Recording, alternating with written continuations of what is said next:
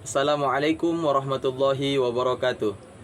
Bersyukur kita kepada Allah dengan mengucapkan Alhamdulillahi Rabbil Alamin. Bersalawat kepada Rasulullah dengan mengucapkan Allahumma salli ala Sayyidina Muhammad wa ala ali Sayyidina Muhammad.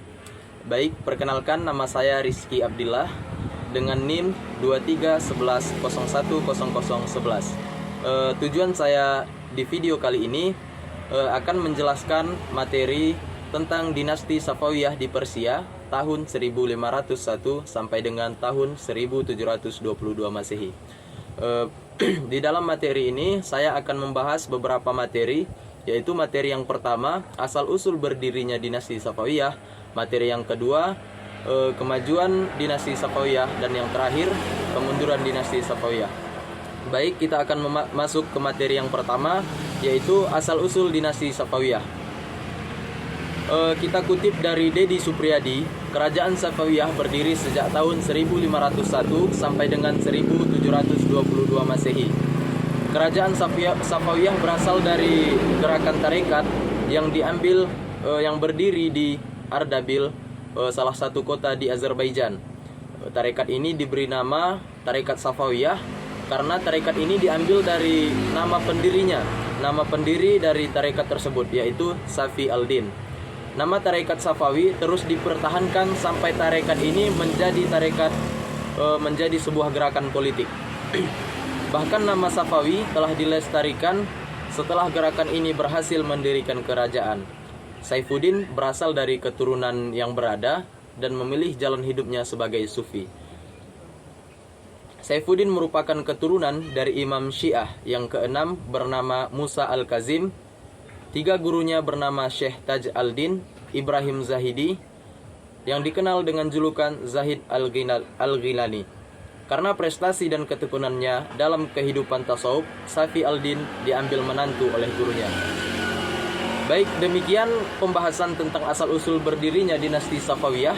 Lanjut kita kepada pembahasan kemajuan dinasti Safawiyah.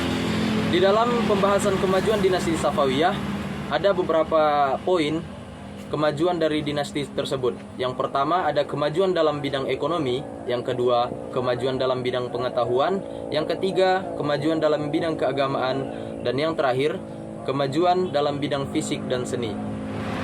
Oke, masuk kita pembahasan yang pertama, yaitu kemajuan dinasti Safawiyah di dalam bidang ekonomi. Stabilitas politik dinasti Safawiyah pada masa Khalifah Abbas yang pertama ternyata telah memacu perkembangan perekonomian kekhalifahan dinasti Safawiyah. Terlebih setelah kepulauan Hormuz dikuasai dan pelabuhan Gumrun diubah menjadi bandar Abbas. Dengan dikuasainya bandar ini, maka salah satu jalur perdagangan laut antara timur dan barat yang biasa diperebutkan oleh Belanda, Inggris, dan Prancis berhasil menjadi milik dinasti Safawiyah. Selain kemajuan dalam sektor perdagangan, dinasti Safawiyah juga mengalami kemajuan dalam sektor pertanian. Namun, setelah Khalifah Abbas I meninggal, sektor perekonomian dinasti Safawiyah lambat laun mengalami penurunan. Terutama Khalifah Safi Mirza yang cenderung bersikap masa bodoh dikarenakan mereka sudah banyak memperoleh penindasan dari Khalifah Safi Mirza. Tetapi para saudagar asing banyak berdiam diri di Iran dan mengendalikan roda perdagangan dan kegiatan ekonomi lainnya di wilayah Iran. Demikian pembahasan tentang kemajuan dinasti Safawiyah dalam bidang ekonomi. Selanjutnya, kemajuan dalam bidang pengetahuan. Dalam sejarah Islam, bangsa Persia dikenal sebagai bangsa yang berperadaban tinggi dan berjasa dalam mengembangkan ilmu pengetahuan.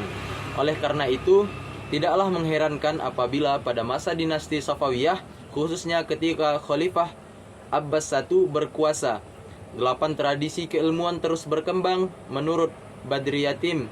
Pada masa kekhalifahan dinasti Safawiyah, dunia ilmu pengetahuan berkembang dengan pesat.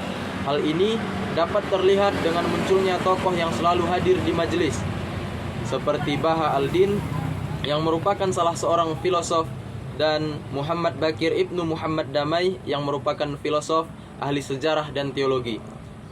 Berkembangnya ilmu pengetahuan pada masa dinasti Safawiyah tidak pernah lepas dari suatu doktrin yang sangat mendasar, yaitu bahwa kaum Syiah tidak boleh taklid dan pintu ijtihad selamanya terbuka. Kaum Syiah tidak seperti kaum Sunni yang mengatakan bahwa ijtihad telah terhenti dan orang mesti taklid saja. Kaum Syiah tetap berpendirian bahwasanya tidak terputus selamanya. Dan seni lainnya seperti bangunan Masjid Syekh Husin yang dibangun pada tahun 1611. Unsur seni lainnya mencapai kemajuan pada dinasti Safawiyah adalah unsur seni dalam bidang seni lukis, seni pahat, seni syair, dan sebagainya. Jadi demikianlah puncak kemajuan dan peradaban yang dicapai pada masa kekhalifahan dinasti Safawiyah. Kemajuan yang pernah dicapai dinasti Safawiyah membuat dinasti Safawiyah menjadi salah satu dari 3 kerajaan besar dalam dunia Islam yang disegani oleh lawan, terutama dalam bidang politik dan militernya.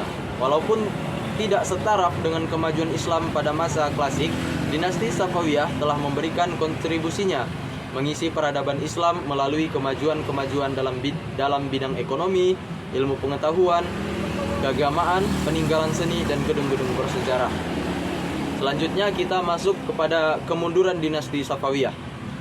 Di dalam sini, peninggalan Khalifah Abbas I memimpin dinasti Safawiyah, khususnya para khalifah berikut yang memimpin dinasti Safawiyah seperti Khalifah Safi Mirza, Khalifah Abbas II, Khalifah Sulaiman, dan khalifah lainnya memperlihatkan kemunduran yang akhirnya membawa kehancuran kepada dinasti Safawiyah. Mungkin sebab-sebab kemunduran dan kehancuran dinasti Safawiyah adalah konflik yang berkepanjangan antara dinasti Safawiyah dengan kerajaan Utsmani. Bagi kerajaan Utsmani, berdirinya dinasti Safawiyah yang beraliran Syiah merupakan ancaman langsung terhadap kerajaan Utsmani. Konflik antara dua dinasti ini berlangsung sangat lama, meskipun pernah berhenti sejak tercapainya perdamaian pada masa Khalifah Syah Abbas I. Namun tidak lama kemudian, Khalifah Syah Abbas I meneruskan konflik, dan setelah itu dapat dikatakan tidak ada lagi perdamaian antara dinasti Safawiyah dengan kerajaan Utsmani.